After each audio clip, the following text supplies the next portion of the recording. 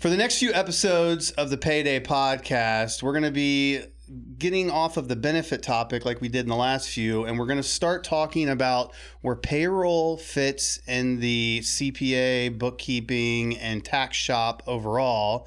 And my guest this month is actually somebody I would have probably had as my first guest because he is that important to my career. He doesn't know this, but this person was the first ever referral partner I ever had.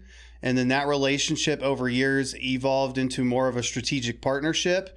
He has been extremely vital to my success at Payroll Partners. He has trusted us with so many of his clients. And the coolest thing about this person is, as far as CPAs go, he actually has one of the best personalities I've ever seen from a CPA. And I think that might come from his success, because a big part of the PayDay Podcast is references to high school football. And I have to mention that this person was also a state champion wide receiver for the Evergreens in the lowly state of Wisconsin, but still a state champion as a high school senior. I think that's every high school senior football player's dream, is to win state. It is. So it is a pleasure to have Matt Ackermann here with me today. So Matt, tell me about that high school championship and how much did that mean to you as you finished your senior year? It meant a lot. The DC Everest Evergreens, we were Division I, and even though it's not Ohio football, it's still, it's pretty competitive. We were mid-sized Division I school, playing schools out of Milwaukee and La Crosse, much bigger schools than we were. And we had a tradition to carry on because I think it was 81, 83, the school won state championships. And then it had been a few years before, another one came along in our year.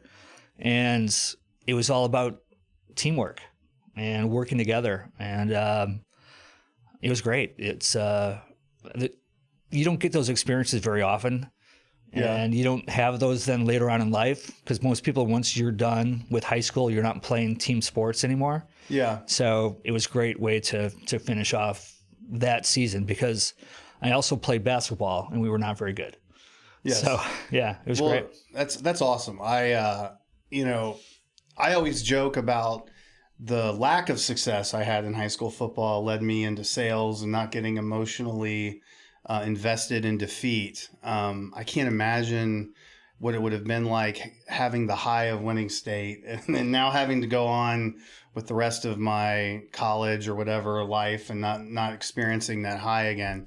You played wide receiver, correct? I did. Yeah. Okay. Did you get to score a touchdown in the game that you guys won? I did. Yeah. Man, that is awesome. I am so jealous. The best part of it was the play call was just a little out pattern. So 3 yards up, out to the sideline. And then during that game, we would kind of change some of the calls, because our coach would call a lot of 3 dive, 7 dive, just run it up the hole. Yeah. And so we changed it into like a little out and up. Yep. And it worked. It worked. Yeah. Awesome. The one play had to set up the other play, right? Everything in football is set up for something else. Misdirection, a lot of strategy is involved. So that strategy that you learned in football probably also impacts you today in your role as a business CPA.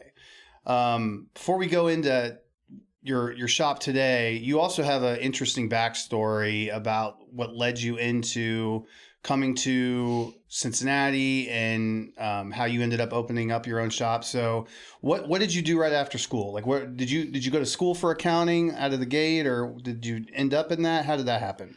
I like most people, I didn't know what I wanted to do.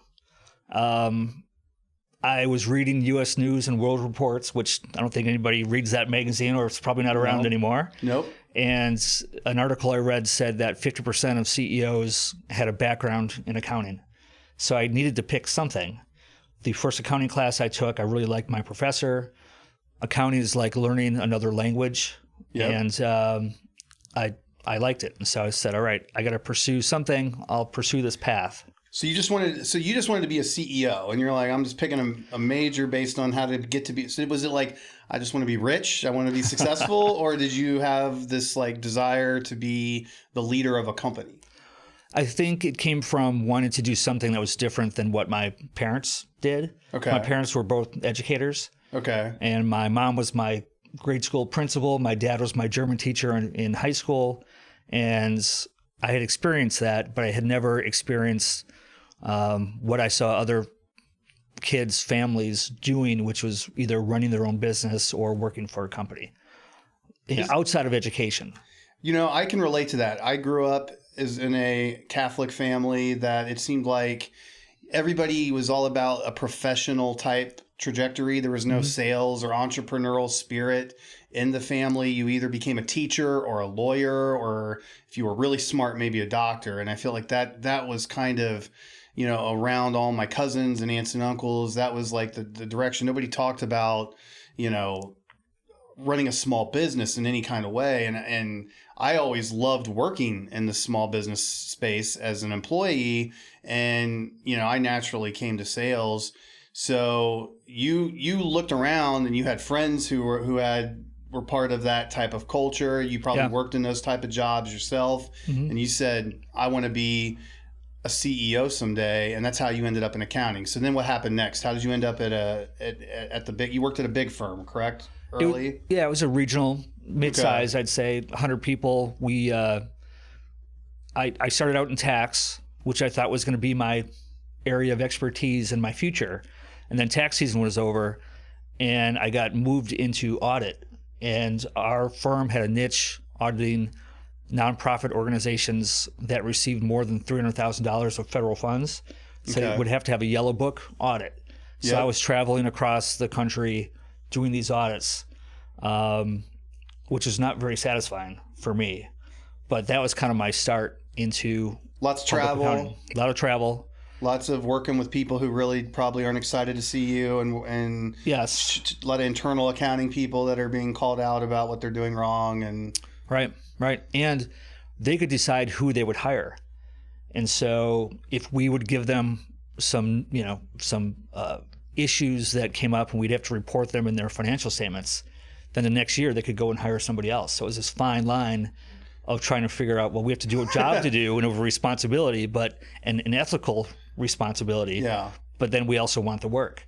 And so those two things were battling each other all the time. You had to have this, like, you probably, as a young person with probably little guidance, the bigger skill was learning this style of communicating to people that I would, I know what you're saying is I'm not good at this naturally either. I'm very crass and, honest, and I just like to get to the heart of it. But you can't communicate like that, because if you tell this CFO and this accounting department, like, you didn't learn this in school and you should have, and you've been doing this wrong all year, and now we have to go back and redo all this stuff that you did wrong in your books, and and then they would kind of be like probably defensive in the way they did it, and they're like, I don't, but then you kind of have to figure out, like, maybe they're right, or maybe this is like one of those gray areas that are so common in taxes and accounting in that world. So but you did that for a while, and then that's a grind. I've had some other friends who were in the big CPA firm audit world, and that seems like that's a tough gig. It's a lot of hours that you're expected to work. Doesn't seem like the modern culture of corporations has really gotten into the accounting space yet, to where that even accountants want this thing called work-life balance. So what happened next? When did you make that big move to start your own thing? It's a long story, and I'll try to condense it a little bit. Okay. So for me, because I was traveling a lot and I didn't like the work. Yeah. And then 9/11 happened, and I was in Tennessee, and we're still trying to do the audit that day. And of course, no one's working, right? Everyone's watching TV. Yeah. Yet we are supposed to get this job done within a certain number of hours. And that, for me, the light bulb went on, and I said, you know what, this is not for me. And so I got a job at a local nonprofit, ended up moving to Cincinnati 3 or 4 years later with now my ex-wife. got involved in community council in Columbia Tusculum, started a business association there. People were asking me questions about accounting and tax, and I thought, well, I might as well get paid for answering these questions. Renewed my license in Ohio, got in Wisconsin, got licensed in Ohio, bought a building down the street from where I lived, and hung up my shingle, and had, I think, 2 clients, and made $7,000 the first year, and that was it. So you grew from there. Yeah. So you started the same way I found you, which I remember I was in the previous role where I was selling workers' comp services and payroll simultaneously, and I was using my work comp expertise to build rapport to get people in group rating, and hopefully they buy my payroll. And that approach worked well. And one of the companies was Streetside Brewery on my list of new BWC applications. So I called up somebody there, and they said, I think what they did is they didn't tell me to call you right away. I think I got them initially, or I might have got you out of the gate. You might have had your phone number on their listing. But I remember, no, I didn't have your number. I remember I had to go look you up online. I Googled you and found your contact info on the Columbia Tusculum business website. And then I called you, and you were willing to meet with me. Yep. And then from there, we started working together slightly back then. And then I ended up working with you on a few deals. I ended up making you my personal CPA. You helped me with some, when the only complicated tax thing I ever did personally was when I had a rental property, and then I was trying to sell it, and then we ended up selling my wife's house too, and we moved into the house we're in now, and I was scared of having a huge tax bill. Right. And you were able to help us out with that, so we didn't have as big of a tax liability as we thought we would have from what the H&R Block person. And here's a funny story. So the first time I was meeting with Matt, not as like a referral partner, but now I'm his client, like I had always had my taxes done in H&R Block. So I assumed everybody, even with the CPA, would go get their taxes done in the same manner, where you have an appointment in the office. That's where you give them all your paperwork, and then you kind of chit chat and talk, and they key everything into a system, and then that's how it's done. And so like me and my wife show up in Matt's office, and we know each other, so we're just chit chatting, and I'm just like, are you going to start? Like, when you want our forms? He's right. like, no, I'm not going to do your taxes right now. And that's not how we do it. And he's like, no, you upload your forms to this, this online folder, and we just do it. And then it doesn't take any time. I don't have to like bring my kids out to it. Anyway, so that was much more convenient. So if you're currently using TurboTax or H&R Block, and and you've thought about, my taxes are getting more complicated, I need a CPA, it's really less time consuming as a consumer. So I didn't know that. I didn't work with my parents didn't use CPAs for their taxes. So anyway, it was one of the more interesting moments we had, but I thought that was a funny story. So pivoting back to you set up your own shop, you grew from there. What has been the one thing that the teamwork and that teams, the team sport, things you learned when you played high school football? You obviously probably had a great coach. You were part of a successful team. You mentioned like we weren't even probably the most talented team, but right. we played well as a team and we won. So like you've got a great team now at Ackermann CPAs. So what are some things that you do in leading your team today that you learned from playing high school football? That's a really good question. And my first thought that popped in my head was, I'm so glad that I have a team of people now, because when I started out, it was just me, right? Yeah. So I have to do everything. Yes. And when you're starting out, everything takes so long. You have new software, you have new processes that you're trying to develop on your own. And then Allison came on board, and she's really good at developing processes. So everything I had was in my head. And now we've got actually, a book, or not a book, it's online, right? Yeah. But where we can go and refer to things if we have somebody new that we're bringing on board. So it's a playbook that we have. So that would be my analogy to football. Okay. So that's one thing, in terms of having certain plays that we use and that we can use over and over, and then tweak as either the team we're playing against, our clients maybe, so to speak, or the team we have internally, as that changes, then we change our playbook a little bit too. And then, technology changes.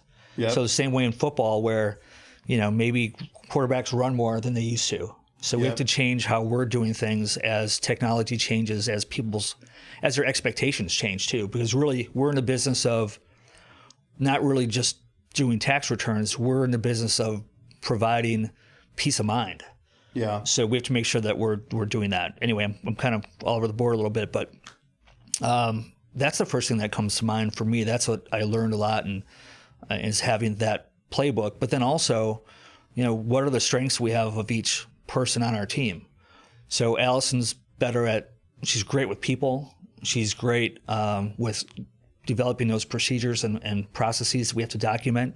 Yep. She's good at training people in using QuickBooks. Yes. And then tax is not her forte at all. And so she doesn't do anything with that. Yeah. Ashley's really good at taxes. She tends to be a little bit more uncomfortable, I would say, with direct communication with new clients, but she's learning that skill. Yep. And Victoria can cover, she's like a utility player. Yep. So maybe a little bit more like baseball. Gotcha. Or, but she can cover a lot of different areas. So that would be my analogy. And that's kind of what I learned in terms of seeing what your team is and where they fit and how to use them. So then you guys do a combination. Most of your clients, you're doing tax, you're doing some bookkeeping, and then you're doing advisory services. And I've gotten to learn this term a little bit more recently as I've gotten to know more CPAs. I wanted to ask you this question. I think a lot of people get confused in the business community about when do I need a CPA advisory type service versus a fractional CFO. And I think you're a good person because I know you refer some of your clients to fractional CFOs occasionally because maybe they need something that you don't have the time to provide. So like maybe, speak to when you would recommend a CFO to a certain client. So the terms that you use, sometimes I use those interchangeably. Yes. Meaning, so we provide that service a lot to people. And we do that without ever advertising it in terms of being a micro or external CFO. So we do that in some ways for street side, let's say, if they have questions that they want to go over. If we're talking about developing, maybe some projections in terms of what does the future look like in terms of gross revenue? Do they want to expand into a different area or expand their patio like they did? Mm-hmm. So different location versus expanding where they are. So we do that for a lot of people. I think that we have to look at our own capacity and where our strengths are. So we partner with Clark Schaefer, Hackett, MMB Advisors, and Blue Ash. And there are times where we feel like either we don't have the capacity or it could be in an industry that we don't have the expertise because we know our own lane. Yep. And the goal is to provide clients with good service. Yep. And so it doesn't matter if we do it. If we get them to somebody who can do it, then we look great in their eyes and we get a gold star by our name as opposed to somebody being upset with us because we say we can do something when really it's not a right fit. So that's where we refer clients out to other people. And that doesn't necessarily just mean like for the CFO part. It could be for any type of work that we get asked to do. An example, this guy called last week. He wants to buy a liquor store down in Florida. He wants us to review the financial statements that he's been given. He wants to put together a business plan for himself to maybe get some funding. And I like that kind of work because that's where the fun is. Yeah. But for us in this particular case, I think we could do the work well for him, but it's going to be something that we can't really get to until August. Yeah. And so he said, the timing's not going to work. And so I referred him to Adam over at MMB. Okay. And hopefully they can take care of him. They can take care of them faster. Mm-hmm. You also made a similar decision around what I do in payroll. You guys started out like a lot of newer shops that just want to bring on some bigger business clients, and you agree to do their payroll for them. Yeah. And then, here recently you've kind of decided like, not only am I not taking on any new payroll business, but I'm unloading a lot of it to Payroll Partners just because I don't want my team even worrying about those monthly tax filing. why do you think other CPA shops, like what advice would you give somebody who is opening up their own CPA shop and they're trying to make this decision about, payroll? Because businesses tend to want their CPA to do their payroll, and I have to deal with that myself all the time. And it's, why is there a misconception there around, the CPA shop should do my payroll? Why do you guys not do it? And what advice would you give to a new CPA shop who's trying to make that decision? All right, so those are 3 questions there. Yeah. Tell me if I miss one. Okay. My answer. Go, please. So I think the reason people want that all-in-one shop is because it's easier to deal with one person as opposed to having different contact points. And then I think it's about education. So there's one client that we work on together that I'm thinking about who it was a tough sell to get them to move, but it's really a whole nother area of expertise. Payroll Partners does things faster, cheaper, better than we could do it. So that's why it's important to educate our clients, or if someone's starting their own business, a CPA firm, to be wary of taking on payroll because there are a lot of intricacies there and there could be a lot of fines. And if you screw it up, you're making a lot of people unhappy. I don't want to do payroll. I don't ever want to touch payroll again. And I'm still getting people reaching out to me saying, hey, I have this $700 credit from 2019. Can you help me file an amended 941? And now I have to go back and say, all right, well, do you have the original form? And for me to do it, I'm going to charge them a lot more than if Payroll Partners had been doing their payroll all along and could take care of it and make them happier, get it done faster, get it done cheaper. So maybe I've answered 2 of the questions.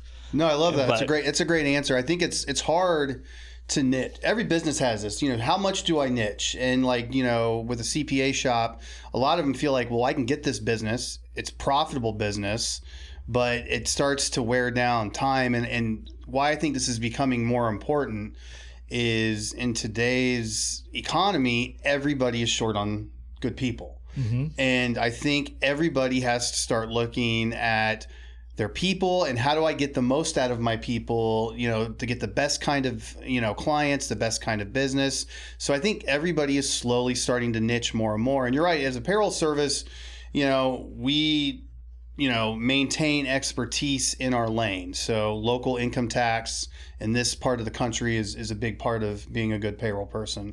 So we maintain. We know we're the ones telling our software provider at UKG when Kenton County changed their income tax rate. Stuff happens all the time randomly with municipalities all over this region, and it's hard for a software company to maintain those numbers that can change when government decides to change it whenever they want. And so, that's the lane we stay in. I do think you're right. A lot of people don't realize that. I've told you this analogy, I think, before.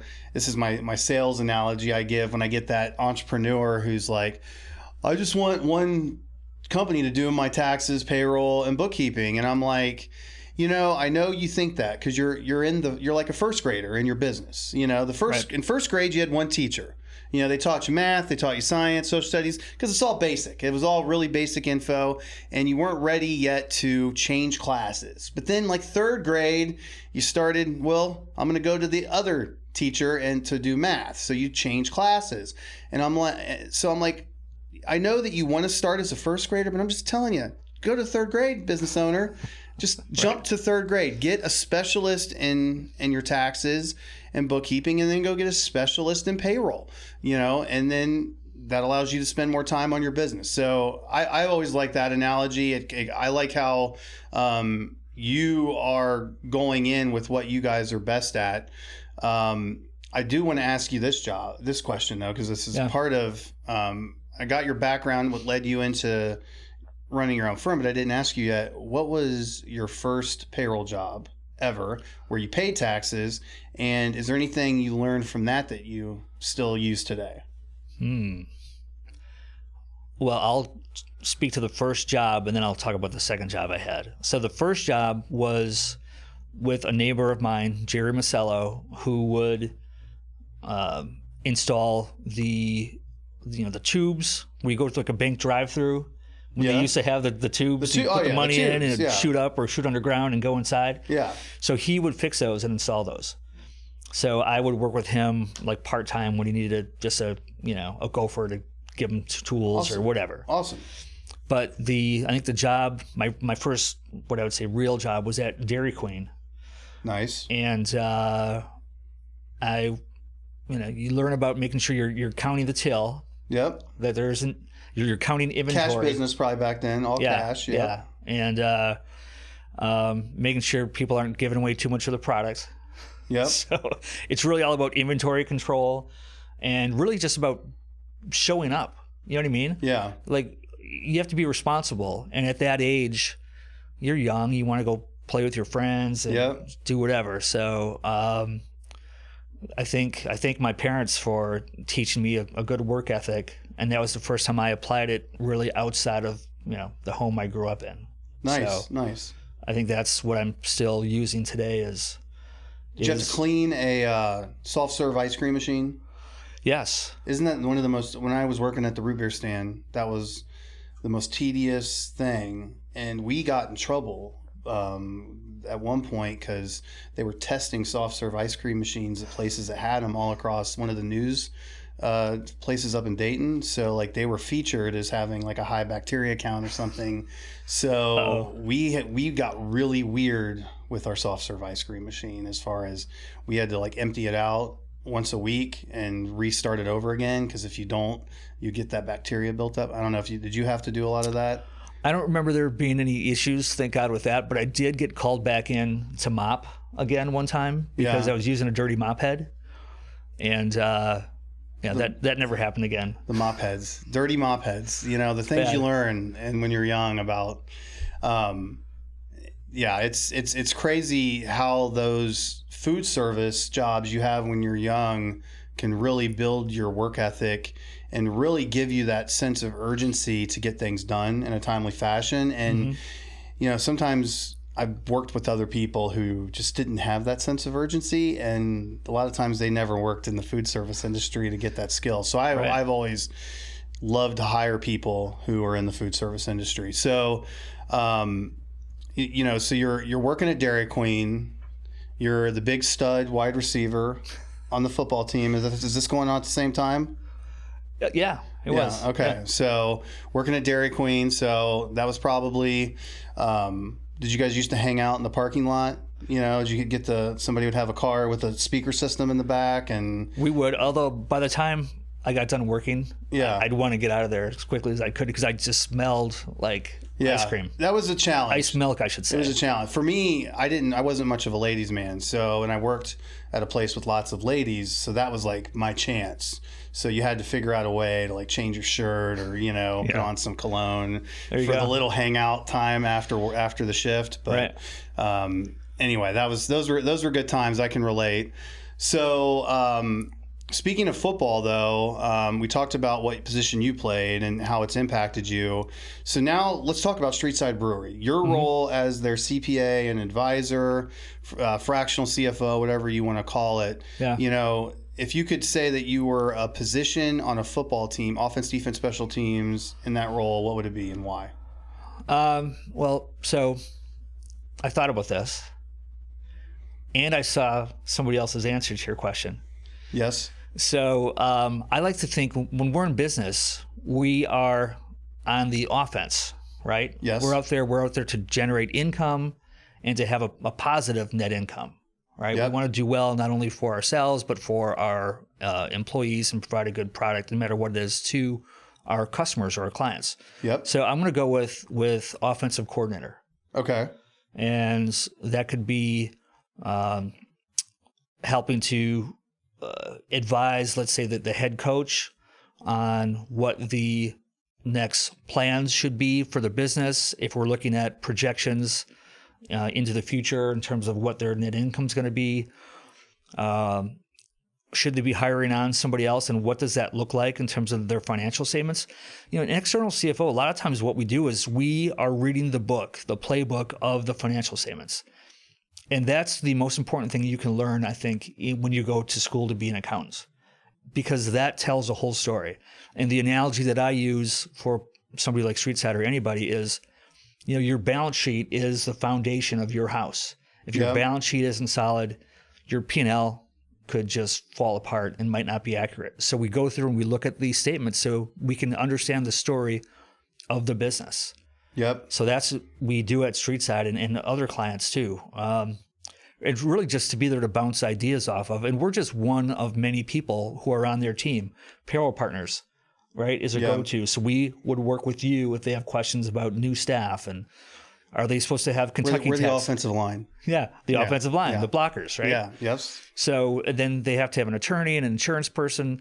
Our goal is to make sure that we help surround them with the best talent so that they can get to the goals that they want, which is winning the Super Bowl. I love that. And I know that's one of the big values because, we're in a networking group together through BNI. And because of you, I now fully drink the BNI Kool-Aid. And I like that because you always talk about how, kind of like an offensive coordinator who gets a lot of say in personnel. You're not the decision maker, the business owner is, but you're definitely impacting them with referrals. And I appreciate everything that you've done for me and for Payroll Partners. And if any business out there who needs not only a really good offensive coordinator or a really good personnel person and just really an overall good guy that is fun to be around, they need to go hire my friend Matt Ackermann to be their CPA. Well, thanks, Matt. I appreciate it. Thanks for having me. All right. But that's a payday. Come up on a lick. That's a payday. Come across a brick.